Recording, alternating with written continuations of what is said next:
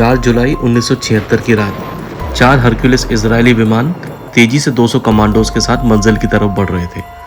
Commander योनातन Netanyahu जानते थे कि वो एक सुसाइड मिशन पर जा रहे हैं। इन सब की शुरुआत हुई 27 जून 1976 को, जब एयर फ्रांस का विमान इजराइल के तेल अवीव से पेरिस जा रहा था। प्लेन अभी हवा में ही था कि कुछ हथियारबंद आतंकवादियों ने सभी 247 सवारियों को बंधक बना लिया और पूरे प्लेन को हाईजैक कर लिया।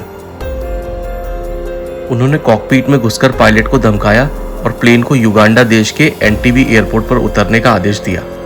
सभी यात्री घबराए हुए थे क्योंकि प्लेन को उस अनजान देश में हाईजैकर्स ने अब लैंड करवा दिया था। प्लेन को युगांडा की सेना ने घेर लिया था। साफ दिख रहा था कि युगांडा की सेना आतंकवादियों का साथ दे रही है और साथ में थे युगांडा के सैनिक तानाशाह ईदी अमीन। आतंकवादियों ने 145 गैर इजरायली बंधकों को रिहा कर दिया और बचे हुए 102 नागरिकों को एयरपोर्ट के पास एक बिल्डिंग में कैद कर लिया। इधर इजरायली फोर्सेस कमांडर योनातन नेतान्याहू के नेतृत्व में एक रेस्क्यू प्लान बनाते हैं। प्लान के मुताबिक कमांडर नेतान्याहू 200 कमांडोज को 4 हरक्यूलिस इजरायली प्लेन में लेकर 4000 किलोमीटर दूर एंटीबी एयरपोर्ट के लिए उड़ान भरते हैं। प्लेन एंटीबी एयरपोर्ट पर उतरते हैं और साथ में उतरती है ब्लैक मर्सिडीज कार, जो ईदी अमीन की कार की हूबहू कॉपी थी। मकसद साफ था, एयरपोर्ट पर मौजूद युगांडा के सोल्जर्स को चकमा देना। युगांडा की सेना समझ जाती है कि कार ईदी अमीन की नहीं है और शुरू हो जाती है भीषण गोलाबारी। इजरायली कमांडो बिजली की फुर्ती के साथ टर्मिनल में घुसते हैं। वो बंधकों को रिहा करवाने लगते हैं। तभी दुश्मन की गोलियां कमांडर नेतान्याहू को लग जाती है।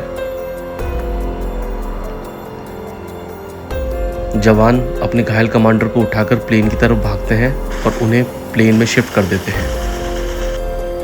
चारों तरफ अफरा तफरी मची होती है। इसी बीच इजरायली कमांडोज बंधकों को बचा लेते हैं और एक एक करके उन्हें प्लेन में बैठा देते हैं।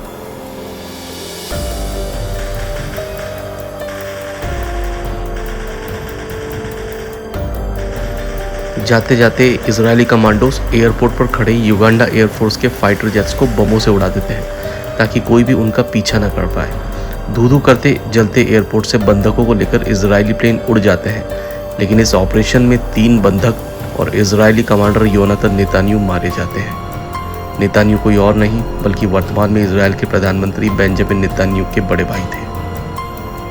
प्लेन सकुशल इजराइल की धरती पर उतरता है और अब सभी बंधक आज़ाद थे।